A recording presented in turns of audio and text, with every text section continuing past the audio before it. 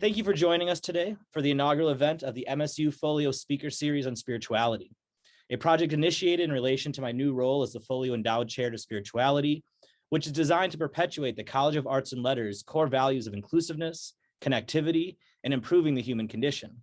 The chair, the first of its kind at MSU and at any public U.S. educational institution, honors Father Jake Foglio, an alumnus, former faculty member, longtime priest, and mentor to countless MSU student athletes and coaches. Established to advance Father Jake's commitment to others, to the academic study of the human spirit, and to his efforts to situate spirituality in relation to the myriad ways humans seek meaning and to find what matters most in their lives and to their communities, the MSU Foglio Speaker Series on Spirituality creates opportunities to collectively explore the manifold applications of spirituality in the contemporary world through yearly events, including a fall faculty lecture, of which we are very happy to have Dr. Keune with us, a spring faculty talk and experience, various co-sponsored events, and an annual keynote each spring. This opening slide has a few of the events that we do have planned out for this upcoming year if you're interested.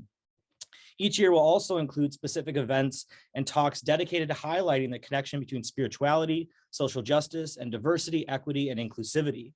Collectively, the series aims to cultivate greater awareness of and appreciation for the many ways spirituality manifests across global religious cultures, including issues of appropriation, interacts with public life, and emerges as a worldly orientation for pursuing purpose, belongingness, and virtue. Throughout his work, teaching, and life, Father Jake stressed the value of extending beyond religious conversations to see spirituality in a secular light, consistently emphasizing the need to understand it in relation to our base humanness. The speaker series seeks to unpack how spirituality leads to and complicates this commitment to act humanly while attending to its religious, secular, and worldly applications. It will offer space to consider how spirituality advances individual meaning and collective worldviews, and all while attending to global flows of people, cultural knowledge, and religious traditions. To understand this dynamic, we must think more broadly, inclusively, and critically about what spirituality means and signifies, particularly within contexts that do not have immediate inflections of this term, or in cultural settings in which often Christian notions of spirituality have been imposed. As recent scholarship within religious studies emphasizes, there's a need to think beyond the Western-centric perspectives that dictate the boundary lines of what we label religion, belief, practice, and spirituality. To this end, I could not be more thrilled to introduce Dr. John Keune, whose work not only intervenes on and expands how we understand religiosity within a global context, but also what we gain by establishing a more nuanced lens to study the innumerable ways human culture seeks to situate themselves and the worlds that surround them. His work offers a distinctly transdisciplinary and comparative approach that challenges the myopia of Western ideals and thus opens space to consider the unique value of what religion and spirituality indicate, expect, and implicate. Prior to joining MSU in 2015, Dr. Keune was a postdoctoral fellow in the Indian Studies program at the University of Houston and in the Center for Modern Indian Studies at the University of Göttingen in Germany. His main field of research is in West Central India, and he has comparative interests in Central Europe and East Asia. Having lived and studied religion abroad for over a decade, including 7 years in Asia, Dr. Keune is mainly focused on the development of popular devotional Bhakti Hindu traditions, especially the Vakari traditions and its hagiographical literature in Marathi between the 16th century and the present. His book, Shared Devotion, Shared Food, Equality in the Bhakti Caste Question in Western India, considers the tension of Bhakti traditions between caste hierarchy and spiritual equality. He co-edited a volume on Bhakti traditions and their many others entitled Regional Communities of Devotion in South Asia, Insiders, Outsiders, and Interlopers. Dr. Keune has published many articles in journals, edited books, and encyclopedias about Hindu devotionalism, Marathi hagiography, Hindu-Christian encounters, and German Orientalism. Dr. Keune's new research has taken a transnational turn and includes learning Mandarin Chinese. He currently is studying the emergence of transnational networks among Buddhists in India, Taiwan, and Japan, and especially the legacy of Dr. B.R. Ambedkar in these international developments. He co-founded the Regional Bhakti Scholars Network, a platform which brings together scholars of various Indian regions and languages to explore patterns in literatures, traditions, and theologies that come under the umbrella of devotional Hinduism. As part of this work, he co-directs a collaborative effort to develop the Bhakti Virtual Archive. He is also active in the Maharashtra Studies Group and the AAR Hagiology Seminar. As I said earlier, a Q&A session will follow the talk. Please feel free to use the Zoom feature to post questions during or after the talk. Please join me in welcoming Dr. John Keune. Thank you, John. Thank you, Morgan. So let's get this squared away here and just get the shared screen where it needs to be. Are we all seeing now the front slide? Is that all looking the way it should? Great, fantastic. Okay. So thank you, Professor Shipley, for that generous introduction. It's an honor to be giving this inaugural lecture. It's also a bit of a surprise since, in all honesty, when I'd first heard about the idea of an endowed chair in spirituality at MSU, I was skeptical and even concerned about what people intended by the word spirituality and what they hoped to accomplish. A guiding principle for us in public universities, as we study what humans do with religion, we don't promote any particular tradition in the process. I worried that a chair in spirituality would have a hard time following this neutral analytical approach. However, after Professor Shipley was chosen for this position, and after some great conversation with him about it over the past summer, I began to see how spirituality would not only be suitable, but even be innovative and constructive to study at MSU. Basically, Professor Shipley's broad vision for this program changed my mind, and I'm excited now to see how it develops. My goal this afternoon is to address a question. When we study spirituality, must we restrict ourselves narrowly to the Western locations where people have explicitly used that word? Or can we broaden our scope to be more inclusive of diverse cultures, languages, and traditions? And if we hope to consider spirituality in a global perspective among people with very different worldviews and ways of life, then what could spirituality even mean? As someone who focuses on traditions in Asia, I'm very cautious about this. There's a long history of Western scholars, both intentionally and accidentally, interpreting non-Christian traditions through essentially Christian concepts. This has often led to distortions, something that many of us in religious studies now strive to address by provincializing, decolonizing, and decentering the field. Studying spirituality on a global scale could very easily fall into the same trap, theorizing about all of humanity based on ideas and values that are peculiarly modern and provincially Western. In the past decade, psychologists have grown concerned about this provinciality too, which they neatly phrased in terms of being weird. Western, educated, industrialized, rich, and democratic.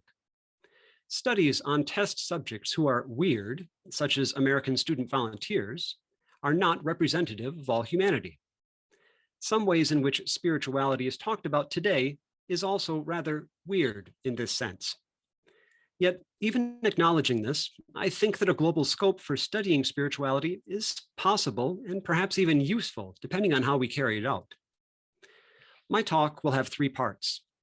I'll briefly sketch out the semantic range of the word spirituality, who has used this word historically, and what they meant by it.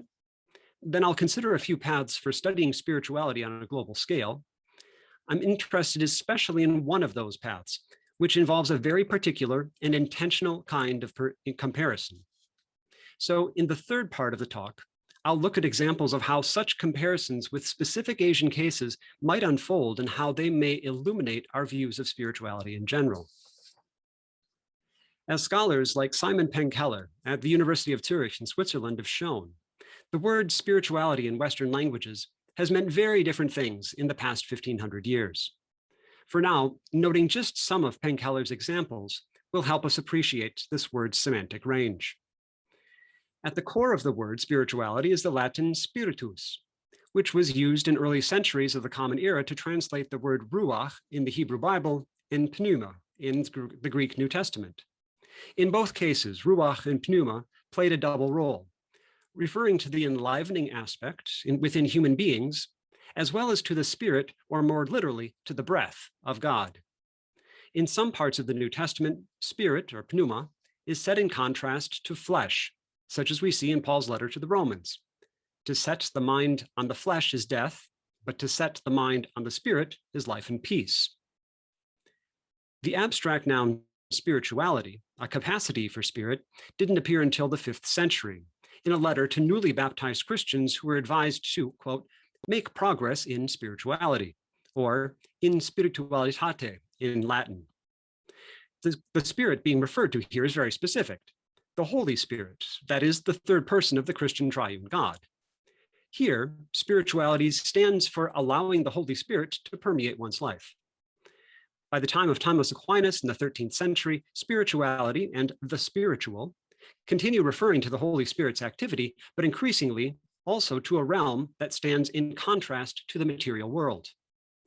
Meanwhile, in canon law, spiritual also took on a legal sense, designating matters that lie within the jurisdiction of the Roman Catholic Church, understood to be eternal, rather than being subject to the legal regimes of local kingdoms, which were understood to be temporal or secular in the pre-modern sense of the word.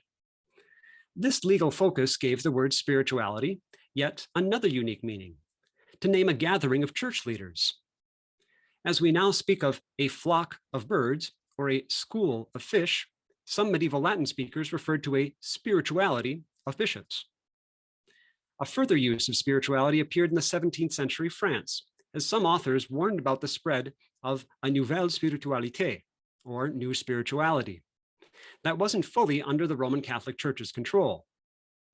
According to early critics who wrote about it, this spiritualité had mystical, or even more dangerously, Protestant overtones. And it was probably from this French sense of spiritualité, still related to the Holy Spirit, but not in ways that the Catholic authorities wanted to see it, that the word arrived in English in the 18th century, through a French Huguenot who migrated to London and became a strong supporter of Charles Wesley and the Methodist movement. By the 19th century, the word had traveled further afield with other new groups. German physician Anton Mesmer and Swiss mathematician Johann Heinrich Rahn used spirituality to refer to the movement of healing energies within the body. The Mesmerists, along with spiritualist, occult, and transcendentalist movements in the USA, distanced themselves from traditional Christianity, arguing that their spirituality transcended religious and sectarian divisions. The 19th century in Europe and North America also witnessed a burgeoning of new knowledge about other parts of the world, especially Asia, largely spurred on by Great Britain's global trade and colonial endeavors. This orientalist knowledge of Asian tradition, however skewed and fragmentary, further inspired Western esoteric movements who advocated for alternative forms of spirituality. Orientalist ideas also gained traction among some Asian leaders, such as Swami Vivekananda of India, Anigarika Dhammapala of Sri Lanka, Shaku Soyen of Japan, and his disciple D.T. Suzuki, who argued that while Western countries may possess superior technology and military power, Asian cultures were more spiritually advanced and had much to teach the materialist West. Yet these views of superior Eastern spirituality were also highly selective and modern in their own right, strategically portraying Asian traditions in ways that would resonate with Western audiences. In the 1960s, we find another surge in interest in spirituality, especially among New Age groups, with a new emphasis on the self as a source of authority, spiritual seeking outside of institutional religion, and eventually rethinking the conventional spiritual versus material dichotomy. These movements argued that to be truly spiritual and freely spiritual required leaving behind traditional organized religion, an early glimmer of the motto, spiritual but not religious. Scholars have noted that this emphasis on the individual and free choice also aligned well with neoliberal capitalist values, making some aspects easy for corporations to promote in the name of increasing productivity. In the past few decades, spirituality has become a theme in the healthcare industry as well, expanding the traditional figure of the hospital chaplain to reach a broader constituency, including by drawing chaplains from more diverse religious backgrounds. This is the realm in which Simon Penkeller himself is located, teaching in the theology faculty at the University of Zurich as part of a program that does research and trains people to work as religious leaders and chaplains. In viewing Professor Penkeller's university profile here, I'd like to call attention to another interesting detail about language use. This website is in German, except for the name of the field in which Penkeller is located. Next to the more traditional German subdisciplines of Kirchengeschichte and systematische Theologie, we find spiritual care. Penkeller's official title is thus Professor für spiritual care, starting out in German, but ending in English. Now, German already had a rich vocabulary of such matters, including a term that you see in the title of his recent book, Seelsorge, or the care of souls. That they conspicuously opted for the English spiritual care, while otherwise writing in German, reflects, I suspect, the influence of American and British modern discourse on spirituality. Talking about spirituality and the spiritual apparently is best done in English. So these are just a sampling of what the word spirituality has meant. And as Penn Keller argues, the reason that the word seems so fuzzy to us is that so many of the word's diverse meanings are still active today. The problem isn't that spirituality is vague and hard to define. Rather, it has too many meanings to choose from. And we could go further if we wanted, to consider other cases that had been marginal to or marginalized from this narrative of the West. But my main goal today is to think beyond Europe and North America for the purpose of including that area of the world where the majority of the world's people currently dwell, the continent of Asia. If we want to look beyond an exclusive focus on the West and take a more global perspective, can the word spirituality be useful at all? I think there are a few viable approaches. But first, I'd like to rule out a view that some people may think is natural and obvious. On a popular, casual level, many people assume that spirituality is an innate aspect of being human, and all people everywhere and throughout history must be spiritual. In this view, spirituality is universal, so that we should be able to find it wherever we look. This logical structure of the assertion resembles what a few 20th century scholars, including Mircea Eliade, tried to do with the term homo religiosus, arguing that humans are essentially religious. These scholars cited many examples from around the world to support this view. The problem is that they were highly selective and interpreted a great deal in the examples they chose. It should make us pause to realize that many, and I think it's safe to say probably most, languages did not have a word like religion or spirituality until the past century, when new words were created to translate these English words into those languages. In the classes that I teach, I often refer to mental furniture, the ideas and values we take for granted in our minds when perceiving and interacting with the world. Just like the furniture in our homes is not universal. Not everyone, for example, eats while sitting at a dining table. Concepts like belief, religion, and spirituality are also not universal. These concepts came from somewhere. They may be very useful sometimes. They may be difficult or even impossible for some of us to think without. But we shouldn't expect that other people, especially those who dwell in very different cultures and languages, work with the same mental furniture. We get a sense of this when we learn a new language and encounter words that don't have a straightforward English equivalent. Spirituality is like this outside English. Now, some people may feel that assuming all people are spiritual is actually a show of respect. I certainly appreciate that sentiment. But I'd suggest that it's even more respectful to listen closely to others and understand them on their own terms, rather than to assume that they'll neatly fit the preconceptions that we have about them. A more well-grounded way to consider spirituality in a global perspective is to trace its genealogical movement across the globe in the 19th and 20th centuries, as part of the spread of Christianity, Western socio-political discourse, and the ideas about modernity. The Dutch anthropologist Peter van der Veer takes this mode of analysis. In an article published in 2009, he begins, "The origins of modern spirituality are, in my view, to be found in the 19th century and in the West." And he writes this as someone who's devoted his life to studying India and transnational Asia. The statement implies nothing negative about Asia. It simply points out where the discourse about spirituality comes from. And van der Veer then traces how some Indian and Chinese people ran with this modern concept in very different ways. Indian cultural leaders like Mohandas Gandhi and Rabindranath Tagore embraced the term as translating Indic traditions onto a global stage and useful for mobilizing Indians in the process of nation building. At the same time, some Chinese intellectuals and leaders like Mao Zedong perceived perceived spirituality as naming that aspect of Chinese traditions that held China back from economic and political progress. Spirituality was something to be overcome.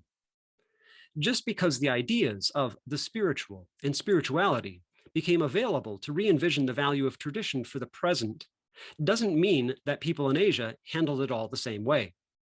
And as Van der Veer points out, the development of ideas in the West, including the 19th century configuration of spirituality and secularism, was never completely Western at all. It occurred through global interactions that, although deeply shaped by European colonial pursuits and power disparities, nonetheless involved some Asian collaborators and respondents.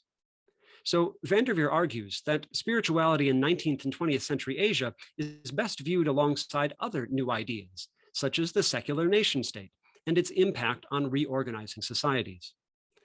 Such a tracing of spirituality as part of the spread of modernity or of multiple modernities in Asia would be a well-grounded, empirically precise, and careful way to view spirituality in a global perspective.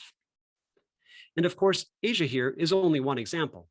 One could take this genealogical approach to modernity in other parts of the world as well. But this all still hinges on the West and its influence. Even if people in Asia creatively contributed and responded to the idea of spirituality in their own ways. We may speak of interactional history and multiple modernities, but what about the even more difficult issue of considering spirituality in non-Western cultures in ways that are not connected to the West by the sinews of modernity and globalization? One response could be that we simply shouldn't try, because spirituality is simply too overburdened with Christian and Western baggage, and the legacy of self-serving orientalist distortions of Asia have done enough damage already. Perhaps the most ethical thing now is to let non-Western cultures be incommensurable and study them only on their own terms. At the same time, cultures, ideas, and practices move across boundaries. Translation is necessary and unavoidable, even if it's just at the initial stage of encounter before one becomes more fluent and familiar. When we're translating words and concepts, we have no choice but to use what we have at hand. So ultimately, it can make sense to speak of spirituality globally, including in cultures and languages where that word is foreign. In a sense, this is what the word spirituality already has been doing, if not always in a self-reflective way. Van der Veer suggests that the ambiguity of the word can be an advantage, as its vagueness enables communication across different conceptual worlds. Peng Keller borrows the term traveling concept from Dutch cultural theorist Mieke Baal, arguing that precisely because of its ambiguity, the concept of spirituality bridges different disciplines and contexts. It at least brings people into conversation, even if part of that conversation requires that people figure out what exactly they mean. So spirituality could function in a global perspective as a provisional term for translation that is strategically open-ended to get people started, leading them to further analysis and deeper understanding. I'd like to go one step further, though, not just to open up possibilities for conversation, but to proactively spark them and push us to learn from others and revise our own thinking. This is, after all, what we should expect in cross-cultural study with people whose mental furniture is very different than ours. The best way to do this, I would argue, is by studying spirituality intentionally through careful, creative conversation and comparison.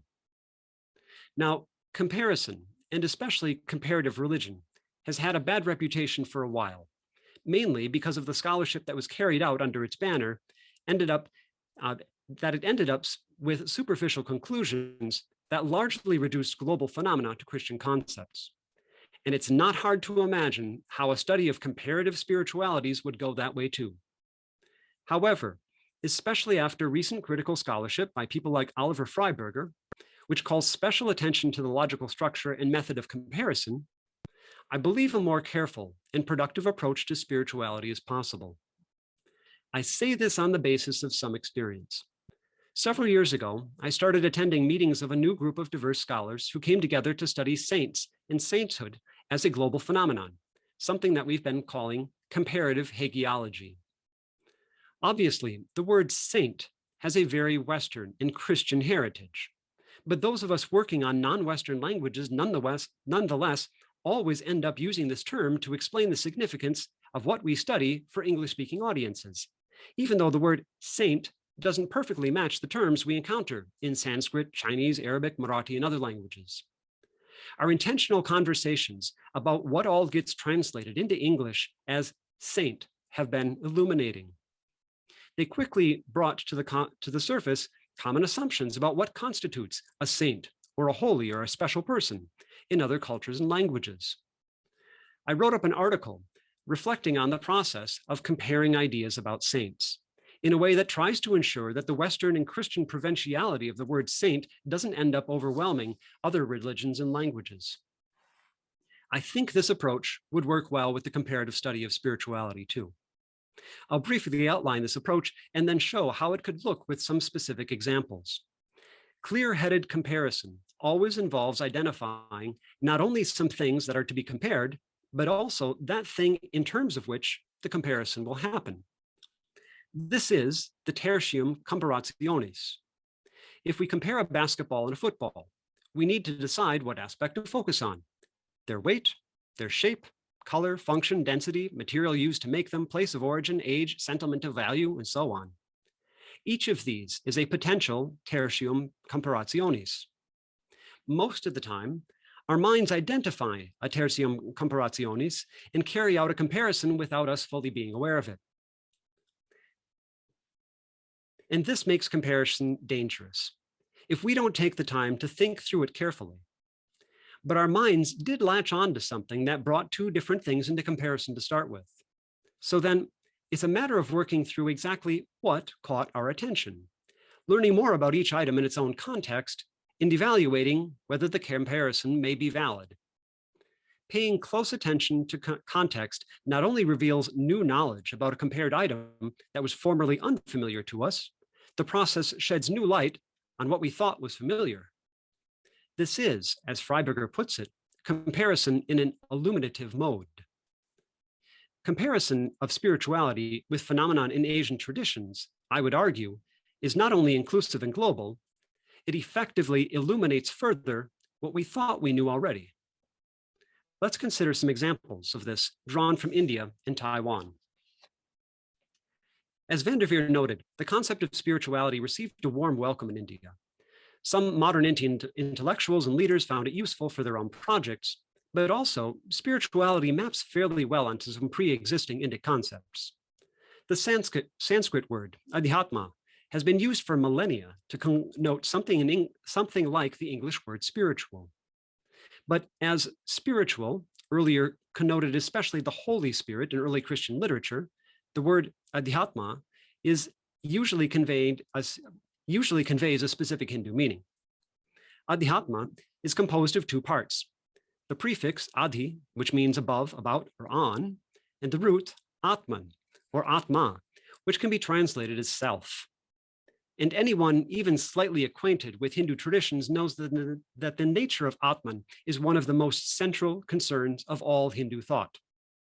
This is the self with a capital S in its supremely true and ultimate sense, which different Hindu thinkers have thought about as connected to God, or being something beyond God. Understanding and realizing the nature of the Atman is one of the most profound goals that Hindus have sought for well over 2,000 years.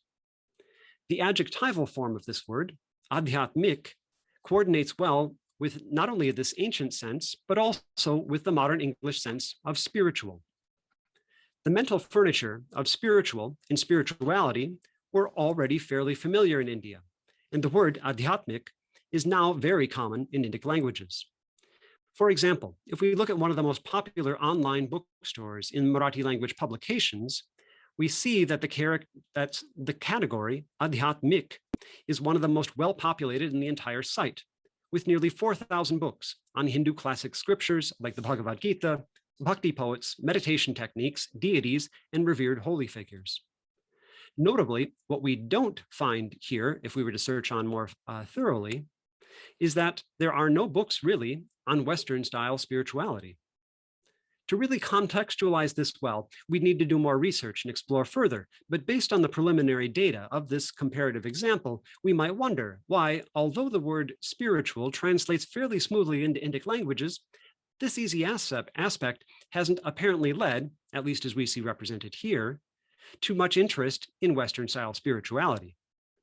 Perhaps the focus of modern Western-style spirituality since the 1960s on exploring the self and individual development isn't all that compelling in a place where people have been asking similar questions about the self for thousands of years already.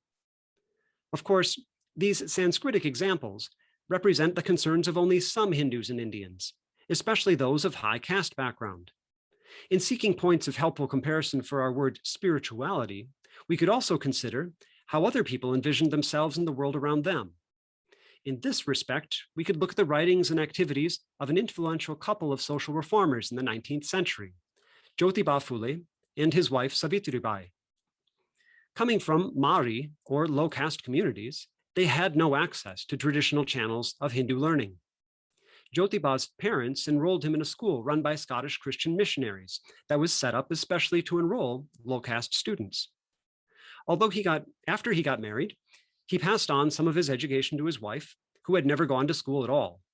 Then Savitribai enrolled to earn several degrees and become a teacher herself. Along with anti-caste activism and advocating for social reform, Jyotiba and Savitribai Phule established a dozen schools for girls, low caste, and Dalit students across Western India. Although Jyotiba attended a missionary school, neither he nor Savitribai converted to Christianity. Jyotiba was sharply critical of Hindu practices, which he depicted as being monopolized by Brahmins who exploited lower caste people. What he advocated instead was a sort of deist or rationalist form of religion, partially inspired by Western authors like Thomas Paine.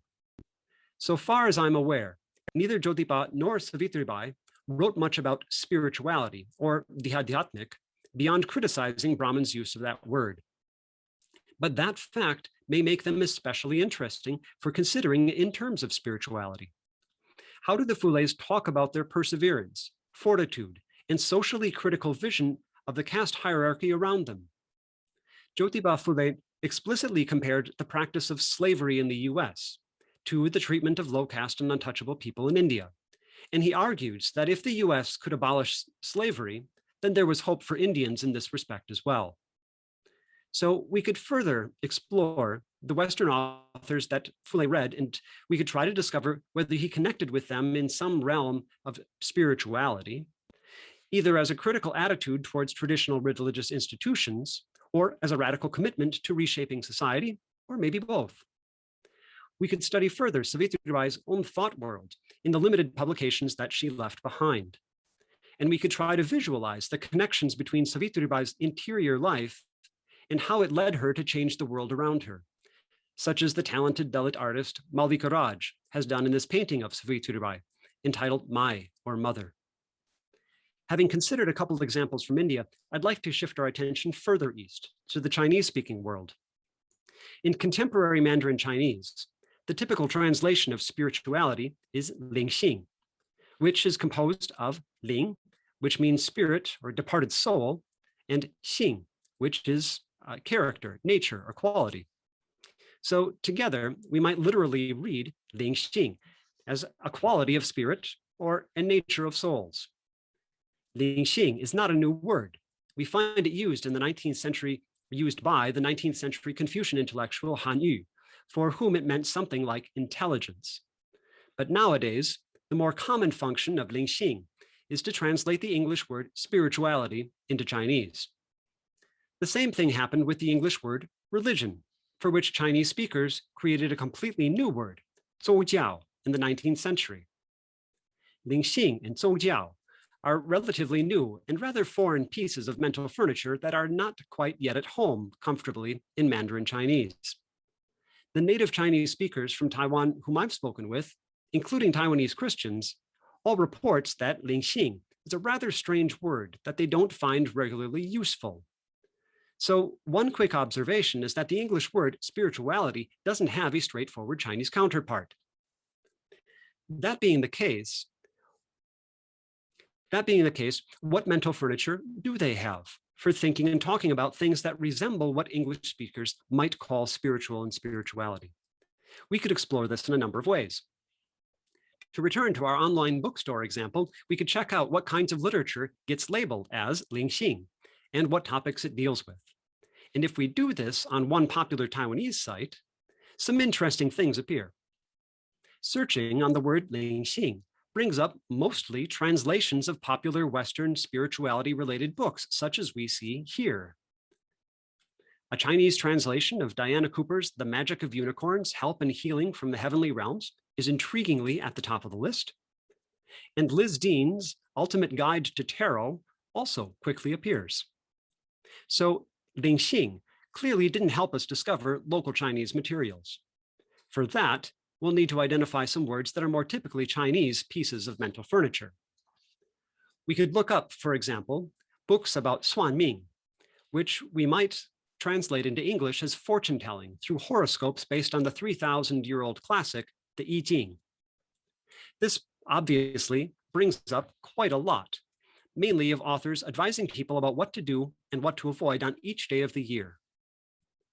And Taiwanese Chinese speakers also may connect these concerns to what one does in a temple, Qiu Ping An, asking a deity for peace and prosperity. Seeking peace and prosperity may strike English speakers as somewhat in line with spirituality, but going to a temple to request this from a deity and relying on Suan Ming or fortune telling based on the I Ching probably doesn't correspond so neatly to Western ideas of spirituality. If we were to explore this example further, we'd need to learn more about how Chinese speakers understand these words, activities, and concepts. And then we could work back from that understanding to reevaluate our own previous thoughts about how what constitutes spirituality in the West. Is peace and prosperity central to spirituality? How is it achieved? What role does anticipating future events have? If we don't associate spirituality with foreseeing the future, is this something that we might actually detect in Western ideas about spirituality if we look harder? By studying how Chinese speakers understand lingxing and its more indigenous Chinese conceptual cousins, we learn more about Chinese traditions, certainly, and in the process, shed different lights on worlds that already seem more familiar to us. A more ethnographic and playful example from Taiwan is the way that people use this particular snack food, called guai guai, which literally means behave or be obedient in the sense of what a parent would say to a child. This snack of sweetened corn puffs is very popular, not so much for the taste, although I do think they're tasty, but because many Taiwanese use these as wards against trouble. Vending machines regularly stock guai guai in the hope that their presence prevents the machines from breaking down. People sometimes place bags of guai guai on factory machinery and on computers to keep them running smoothly too. The company that produces guai guai markets the snack explicitly for this purpose, even leaving space on the front of the bag for people to write what exactly they wish for. Many people have fun with this and laugh a little while placing guai guai bags on their machines. This isn't necessarily a solemn ritual, but it raises the question: what kinds of mental furniture were already in Taiwanese people's minds that allowed this new custom to arise at all? And this is a new custom. Anyone who's a little familiar with Chinese cultures is aware of the richness of wordplay and homonyms, so that words and symbols associated with auspicious meanings regularly feature in festival customs and everyday life. Even more common in Taiwan, practically ubiquitous in fact, are packages of puffed rice called wang wang, which means prosperity. The common understanding that offering wang wang to a temple deity is that one gains prosperity in return. Guai guai is a natural, more playful extension of this. So how might guai guai prompt us to think differently about spirituality? Are there some spiritual practices that people carry out with tongue in cheek, somewhat laughing at themselves as they do it, but nonetheless continuing? Who gets to interpret how to properly do and understand a new ritual like this? How does marketing figure into spiritual products? And might there be similar examples in the West of products that can be both material, as an inexpensive everyday snack, and also expected to have spiritual effects? And what is a spiritual effect at all if the result is a very material outcome like keeping a machine running smoothly? To be clear, these 4 comparative examples from India and Taiwan are all very provisional. I mention them only as possible directions that comparative spiritualities could go. To do them well would require more time, research, and cognitive flexibility than we've had time for here. Although my examples come from Asia, this comparison in an illuminative mode could be applied equally well to other parts of the world.